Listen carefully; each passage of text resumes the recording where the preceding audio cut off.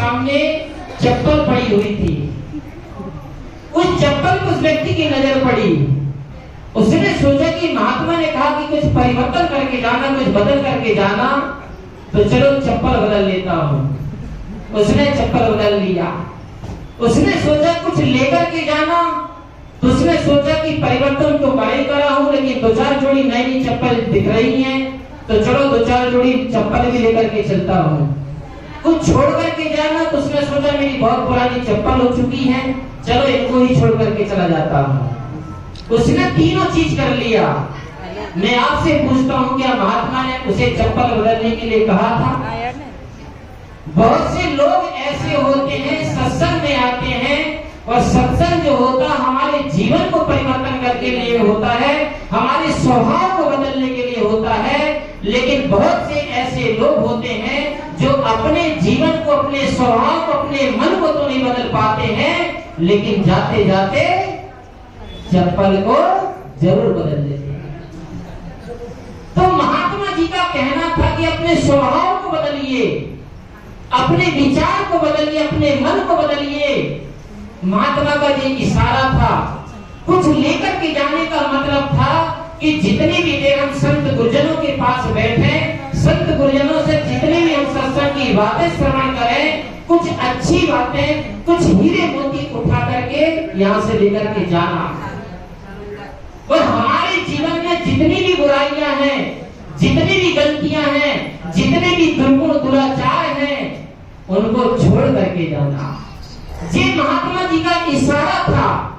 लेकिन जो आदमी निम्न बुद्धि का होता है, ना समझ होता है, वो संत गुरुजनों की बातों को समझ नहीं पाता है और अपने ही दिमाग से अर्थ लगा करके अर्थ का अनर्थ कर देता है। तो मेरा आप लोगों से निवेदन है, आप ऐसा नहीं करना है। इसलिए मैंने आपको स्पष्ट कर दिया, कहीं कोई मेरी बात भी ना सुने, चलते चलते वो भी ऐसी गलती कर जाए तो। इसलिए मैंने आपके सामने बात को साफ कर दिया है। अब मैं अपनी बात को लेकर के चलता हूँ। एक महात्मा जी के पास में एक भगत आता है, बहुत दुखी था, बहुत परेशान था, परिवार से भी था, अपने आप की लाइफ से भी था। यद्यपि उसके पास में खाने के लिए, पीने के लिए, पहनने ओढ़ने के लिए, रहने के लिए उसकी जिंदगी में कोई चीज की कमी नहीं थी, लेकिन फिर भी जिंदगी में उसे सुकून नहीं था। और उस इंसान को क्या, सारे संसार के लोगों को सुकून नहीं है। तो कहते हैं कि उस महात्मा जी के पास में जब वो सज्जन आया, उसने कहा महात्मा जी, गुरु जी, मैं अपने जीवन से बहुत दुखी हूँ, बहुत परेशान हूँ, अपने परिवार से भी परेशान हूँ, दुखी हूँ, मुझे कोई ऐसा मंत्र दे दीजिए, कोई ऐसी ताबीज दे दीजिए, कोई ऐसा धागा दे दीजिए जिससे मेरा घर स्वर्ग बन जाए। क्या ऐसा आप मेरे लिए कर सकते हो? महात्मा जी ने कहा, जब दुनिया में सब चीज का मंत्र है तो स्वर्ग का भी मंत्र है। आपका घर को, आपके जीवन को स्वर्ग बनाने के लिए भी मैं मंत्र दूंगा। हाथ उठाइए, कौन कौन अपने जीवन को, अपने घर को स्वर्ग बनाना चाहता है? बस एक ही दो लोग हैं, बाकी कोई नहीं लगता। सब लोग नरक में रहना चाहते हैं, क्योंकि नरक के आदि हो गए हैं। नरक का मतलब होता दुख, स्वर्ग का मतलब होता सुख। तो महात्मा जी ने कहा कि मैं जो तुम्हें मंत्र दे रहा हूं, इस मंत्र को तुम धाबीज बना करके अपने कलाई में मत पहनना, गले में मत पहनना। जो मैं तुम्हें मंत्र दे रहा हूं, उस मंत्र को अपने घर के ठीक सामने ही दीवार में उसे लिख करके रखना, और जब भी तुम्हारे आते जाते समय उस पर तुम्हारी नजर पड़ना चाहिए, ताकि तुम्हारा जीवन और तुम्हारा परिवार स्वर्ग बने। अगर जिस व्यक्ति को भी अपना जीवन और अपना घर को स्वर्ग बनाना हो, तो ये 5 मंत्र को याद रखना, और फिर 5 मंत्र को सिर पे धागा ताबीज में बना के मत पहनना, अपने घर में लिख करके रखना। पहला मंत्र महात्मा जी ने बताया है कि सबसे पहले अपना दिमाग को ठंडा रखो।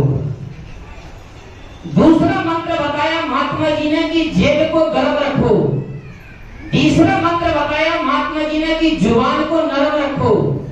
चौथा मंत्र महात्मा जी ने बताया कि आंखों में शर्म रखो, और 5वां मंत्र महात्मा जी ने बताया कि दिल में रहम रखो। ये 5 मंत्र थे महात्मा जी के, और इन 5 बातों पे मैं आपको थोड़ी थोड़ी सी चर्चा करूंगा। पहला मंत्र क्या था महात्मा जी का कि दिमाग को ठंडा रखो। दिमाग को ठंडा रखने का मतलब है कि छोटी छोटी सी बातों में अपने दिमाग में क्रोध को मत जगने दो, क्रोध को मत आने दो। पहले जितने भी राजा महाराजा होते थे वो पहले अपने घर में बैठक रूम बनाते थे, स्टोर रूम बनाते थे, बेडरूम बनाते थे, किचन रूम बनाते थे, पूजा स्थल बनाते थे।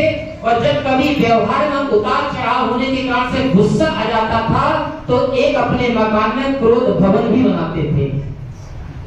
बनाते थे कि नहीं बनाते थे? इसलिए जब केके को गुस्सा आया तो वो कहाँ बैठी थी? बैठक रूम में बैठी थी या बेडरूम में बैठी थी? क्रोध भवन में थी। तो जब भी इंसान को कोई क्रोध आता था तो वो अपने क्रोध भवन में चले जाते थे और जब थोड़ा देर के बाद दिल और दिमाग ठंडा हो जाता था तो फिर वो सामने निकल के अपने व्यवहार में आते थे। उससे क्या होता था? घर में वातावरण शांत बना रहता था। लेकिन हमारी जिंदगी में क्या होता है? हर रूम बनाते हैं लेकिन अपने घर में बेडरूम नहीं बनाते हैं। और बेडरूम न बनाने के कारण से अपने परिवार में क्या होता है? छोटी सी बातों में हम भूमिका भी नहीं देखते हैं, देश काल परिस्थिति भी नहीं देखते हैं, बाजार नहीं देखते हैं, बस स्टैंड नहीं देखते हैं, रेलवे स्टेशन नहीं देखते हैं। जहां भी क्रोध आया वहीं पर लड़ाई झगड़ा करना शुरू कर देते हैं। हमारा मान सम्मान का कोई मतलब नहीं है, उचित अनुचित का कोई मतलब नहीं है, अच्छा बुरा क्या कर रहे हैं उन्हें कोई भी होश नहीं है। इसलिए जीवन में कभी भी छोटी छोटी बातों में अपने दिमाग को कभी भी गर्म मत करो। हमेशा अपने दिमाग को ठंडा रखो, क्योंकि जीवन में महापुरुषों ने कहा है क्रोध हमारे जीवन में एक अग्नि के समान है। जैसे भी आरती होगी, आरती के समय में दीपक जलाया जाएगा और दीपक किससे जलाएंगे? एक सिलाई से जलाई जाएगी, माचिस से जलाएंगे। लेकिन आपको मालूम वो माचिस की तिल्ली जो होती है उसी से दीपक भी जलाया जाता है, अगरबत्ती भी जलाया जाता है, चूल्हा भी जलाया जाता है, कचरा भी जलाया जाता है। लेकिन ध्यान रखना दूसरी चीज को जलाने के पहले वो अपने खुद जलती है तब दूसरी चीज को जलाती है। ऐसा कभी आज तक तुमने देखा कि वो खुद ना जली और दूसरे को जलाई हो? ऐसा कभी नहीं होता है। इसी प्रकार सज्जनों, जब भी हमारे दिल और दिमाग में क्रोध का जन्म होता है, जब भी हमारे भीतर क्रोध आता है तो ध्यान रखना दूसरे को हम बाद में जलाएंगे, दूसरे को बाद में दुखी करेंगे, लेकिन उसके पहले उस क्रोध की अग्नि में हम खुद जलेंगे और खुद दुखी होंगे। इसलिए जिंदगी में कभी भी क्रोध को कभी मत आने दीजिए। और क्रोध आता क्यों है, क्या कारण से है? ध्यान रखना क्रोध और लोभ दो ऐसे बीज हमारे जीवन में, दो ऐसे दुर्गुण हैं, लेकिन इनके मूल में क्या है? क्रोध और लोभ के मूल में, जैसे मैं आपको एक एग्जांपल देता हूँ, कोई भी हम बीज, अनाज का बीज जब हम जमीन में बोते हैं तो सबसे पहले वो जमीन से अंकुर होकर के कितनी पत्ती लेकर के आता है? बोलो, दो पत्ती लेकर के आता है। 3 भी नहीं आएगी, 1 भी नहीं आएगी, 4 भी नहीं आएगी, सबसे पहले 2 ही पत्ती लेकर के कोई भी अंकुर अपना जन्म लेता है। तो पहली पत्ती कौन सी है और वो मूल बीज क्या है? मूल बीज है हमारी जीवन की इच्छा कामना चाहना। जब हमारी इच्छा कामना चाहनाओं में जब रुकावट पड़ती है तो वहां पर क्या जन्म लेता है? क्रोध। और जब इच्छा कामना की चाहनाओं की पूर्ति होती है तो दूसरी चीज क्या जगती है? लोभ। तो क्रोध और लोभ के मूल में क्या है? हमारा मूल बीज इच्छा और कामना। और जितनी भी हम इच्छा और कामना लेकर के चलेंगे, जितनी भी इच्छा कामना लेकर के संसार में जियोगे, ध्यान रखना आप जिंदगी कभी सुकून से नहीं जी पाओगे, अपनी जिंदगी को शांति से नहीं काट पाओगे। क्योंकि मैं कहता हूं सफर का मजा लेना है तो साथ में सामान कम रखिए। सफर का मजा लेना है तो साथ में सामान कम रखिए, और जिंदगी का मजा लेना है तो दिल में अरमान कम रखिए। जिसको भी अपनी जिंदगी का अगर आनंद लेना है, जिंदगी का मजा लेना है, मजा का मतलब होता है जिसको भी अपनी जिंदगी को सुख और शांति से काटना है, तो दूसरों के प्रति अपनी जिंदगी में अरमान रूपी इच्छा कामना चाहनाओं को कम से कम रखोगे तो ही आप अपनी जिंदगी में सुकून से जी पाओगे। और जितना जैसे हम सफर करते समय, गाड़ी मोटर में चढ़ते उड़ते बैठते समय ज्यादा सामान लाद करके चलोगे तो सफर का मजा ले पाओगे। इसी प्रकार अपने दिल में 1000 प्रकार की इच्छा कामना चाहना लेकर तो ध्यान रखना आप भी कभी जिंदगी में सुख और शांति से जीवन नहीं जी पाओगे। आज हमारे जीवन में सब कुछ है, लेकिन आदमी की जिंदगी में फिर भी खुशी नहीं है, प्रसन्नता नहीं है। क्यों नहीं है? क्योंकि आप पैसा कमा रहे हो, नौकरी कर रहे हो, व्यापार कर रहे हो, बिजनेस कर रहे हो, खेती बाड़ी कर रहे हो, सब कुछ कर रहे हो, लेकिन आपकी जिंदगी से दो चीज नहीं है। आपकी जिंदगी में खुशी नहीं है और आपकी जिंदगी गम से और दुख से अलग नहीं है। इसलिए मैं तो कहता हूं कि ना तो खुशी खरीद पाता हूं, ना ही गम बेच पाता हूं। ऐसी कोई दुनिया में बाजार है जहां से आप खुशी को खरीद करके ले आओ, और ऐसी कोई दुनिया में बाजार है जहां पर आप अपने दुख और गम को कहीं पर बेच के जाओ? नहीं मिलेगी आपको दुनिया में। ना खुशी खरीद पाता हूं, ना ही गम बेच पाता हूं, फिर भी ना जाने क्यों हर रोज कमाने जाता हूं। फिर भी आपको पता नहीं है कि जिंदगी में मैं सुबह से लेकर शाम तक, जन्म से लेकर मृत्यु तक इसलिए कमा रहा हूं। क्यों कमा रहा हूं? क्योंकि आपकी जिंदगी में न तो खुशी मिली और न तो आपका जीवन कभी गम से, दुख से, दर्द से कभी विदा हो पाया। इसलिए सज्जनों, ध्यान रखना, अपना जीवन में खुशी और प्रसन्नता का राज एक ही संत महात्मा बताते हैं कि दूसरों के प्रति अपने जीवन में कम से कम अपेक्षाएं कम पालो। मेरे 3 मंत्र को याद रखना। स्वाद को छोड़ दोगे तो स्वस्थ को फायदा। जीवन में अगर जो व्यक्ति जितना स्वाद का लोलुप बनेगा, जितना स्वादिष्ट चीज खाएगा, उतने ज्यादा उसे बीमारी से मरना पड़ेगा, बीमारियों का शिकार बनना पड़ेगा। इसलिए जीवन में अगर स्वास्थ्य को ठीक रखना है तो सबसे पहले आपको क्या छोड़ना पड़ेगा? स्वाद को छोड़ना पड़ेगा। स्वाद को छोड़ दो तो स्वस्थ को फायदा, और विवाद को छोड़ दो तो रिश्तों को फायदा। आप छोटी छोटी सी बातों में, रिश्तों में क्यों दरार लाते हो? क्यों रिश्तों में खटास लाते हो? आपको मालूम है क्या कारण है? अगर ध्यान रखना, हमारे मकान की दीवार में अगर दरार पड़ती है, मकान की दीवार में अगर दरार पड़ती है तो दीवार खराब होती है, और मन में अगर दरार पड़ती है तो दीवार खड़ी होती है। सूत्र समझना मेरे, अगर अपनी जिंदगी में, अपने परिवार में दीवार खड़ी होने से बचाना चाहते हो तो अपने दो के बीच में कभी मन में दरार मत आने देना। और ये मन में दरार कब मिटेगी? रिश्तों की माला में विश्वास के फूलों से बनती है। रिश्तों की माला तो विश्वास के फूलों से बनती है। प्रेम का रस भरा हो तो हर उम्र में खुशी मिलती है।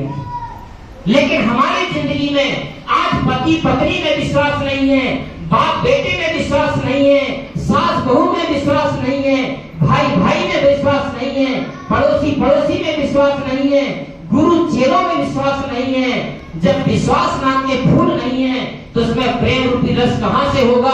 और जब प्रेम रूपी रस नहीं होगा तो हमारी जिंदगी में सिर्फ कहने भर की बात होगी कि पोथी पढ़ जग हुआ, पंडित भया ना कोई, और ढाई आखर प्रेम का पढ़े सो पंडित होए। ये सिर्फ कहने की बात होगी, लेकिन जिंदगी में प्रेम नाम का गंध भी नहीं होगी, रस भी नहीं होगा। इसलिए मैं आपसे क्या बोल रहा हूं कि विवाद को छोड़ दो तो रिश्तों को फायदा, स्वाद को छोड़ दो तो स्वस्थ को फायदा। और लास्ट बात याद रखना, जिसकी तलाश और जिसकी मांग हमको और आपको सबको है, वो कौन सा है? व्यर्थ की चिंता छोड़ दो तो जिंदगी को फायदा। आप अपनी जिंदगी में अपना ख्याल करना के लिए में बैठ करके आप कितने ऐसे फालतू विचारों का चिंतन कर रहे हो, कितनी व्यर्थ की बातों को सोच रहे हो, जिन विचारों से, जिन बातों से आपका कोई भी मतलब नहीं है, जिन विचारों को, जिन इच्छा कामना का कभी पूरे कर नहीं सकते हैं, कभी पूरे हो नहीं सकते हैं, उन विचारों में आपका जीवन उलझा रहता है। इसलिए आपकी जिंदगी हताश और परेशान रहती है। इसलिए मैं आपसे क्या कह रहा हूं कि व्यर्थ की अगर जिंदगी में चिंता छोड़ दोगे तो जिंदगी को फायदा मिलता है, जिंदगी आनंद में होती है, जिंदगी सुख में होती है, जिंदगी शांति में होती है।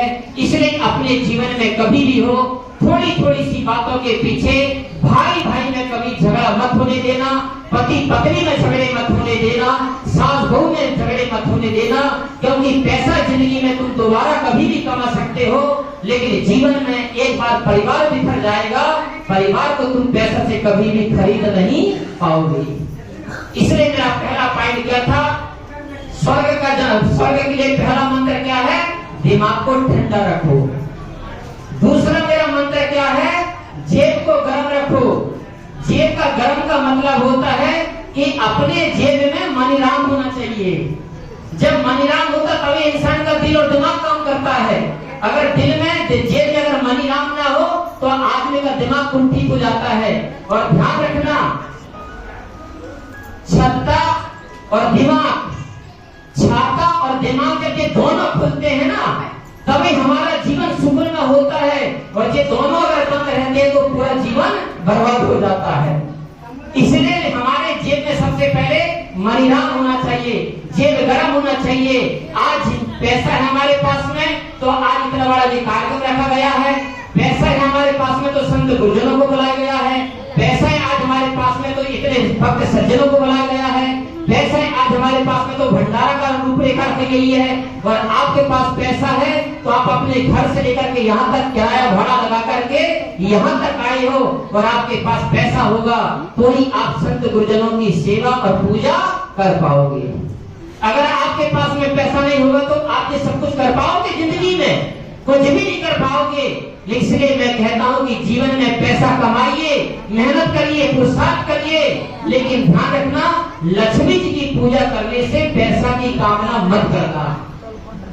क्योंकि लक्ष्मी की पूजा करने से अगर पैसा मिल जाता और हम धनवान बन जाते तो आज हमारा देश, हमारा भारत देश इतना गुलाम, इतना कंगाल, इतना दरिद्र नहीं होता। इसलिए ध्यान रखना, लक्ष्मी के पिता का नाम क्या है? मेहनत, पुरुषार्थ। जो आदमी जिसके पास में लक्ष्मी मेहनत होती है, पुरुषार्थवान होता है, पुरुषार्थी होता है, परिश्रमी होता है, उसकी जिंदगी में अपने आप लक्ष्मी रूपी पुत्री पैदा होती है। इसलिए जीवन में कभी भी अन्याय करके, अधर्म करके, चोरी करके, बेईमानी करके, छल कपट करके, हत्या करके, अत्याचार करके कभी जीवन में धन मत कमाना। क्योंकि जीवन में कभी ऐसे उल्टे सीधे रास्तों से कमाया हुआ धन हमारी जिंदगी में कभी काम नहीं आता है। इसलिए कहते हैं अहम की अकड़ ज्यादा चल नहीं सकती। अहम कहते अहंकार, अहम की अकड़ ज्यादा चल नहीं सकती। मौत की घड़ी कभी टल नहीं सकती। लूट कर दौलत भले ही जमा कर लो पर पाप की कमाई कभी फल नहीं सकती। इसलिए जीवन में हमेशा ईमानदारी से पैसा कमाना, पुरुषार्थ से पैसा कमाना, लेकिन किसी मंदिर में जाकर देवी देवताओं के सामने आराधना करके पैसा की याचना मत करना। एक सेठ था, लक्ष्मी जी के पास चला गया और कहता है सेठ की, हे लक्ष्मी माता, तुमने मुझे जीवन में बहुत बड़ा मकान दिया, बहुत बड़ी जमीन दिया, रुपया पैसा दिया, हीरे जवाहर दिया, सोने चांदी दिया, मेरे पे थोड़ा सा और कृपा करिए। लक्ष्मी ने पूछा, बोल सेठ तुझे और क्या चाहिए? बोले सेठ जी थोड़ा सा और मेरे पे कृपा करके थोड़ा सा और लक्ष्मी दे दीजिए। बोले तू क्या करेगा? बोले लक्ष्मी जी मैं थोड़ा सा और कृपा कर दोगे तो मैं हेलीकॉप्टर खरीद लूंगा। लक्ष्मी ने कहा, अरे सेठ मूर्ख, अगर मेरे पास इतना धन रहता कि तू हेलीकॉप्टर खरीद लेगा, मेरे पास इतना धन होता तो फिर नहीं कहीं उल्लू में चलती। तुम पहले ये तो सोचो कि लक्ष्मी का वाहन है क्या, और उस लक्ष्मी से तुम पैसा कमा करके हेलीकॉप्टर खरीदना चाहते हो। इसलिए लक्ष्मी ने कहा कि भैया मेरे पास इतना पैसा नहीं है, अगर इतना पैसा होता तो मैं उल्लू में कुछ सवारी नहीं करती, मैं भी हेलीकॉप्टर में घूमती। इसलिए हमारे जीवन में दूसरा द्वार क्या है, दूसरा मंत्र क्या है? जेब गर्म हो। अब मेरा टाइम पूरा हो चुका है, मैं अपना समय का अतिक्रमण नहीं करूंगा, क्योंकि कहते हैं कि जो ड्राइवर होता है, ड्राइवर अगर गाड़ी चलाते समय अगर स्टेशन में रोकता तो उसे कहते खिलाड़ी, और आगे पीछे रोकता तो उसे कहते अनाड़ी। इसलिए मुझे अनाड़ी नहीं बनना है। इसलिए मेरा आप लोगों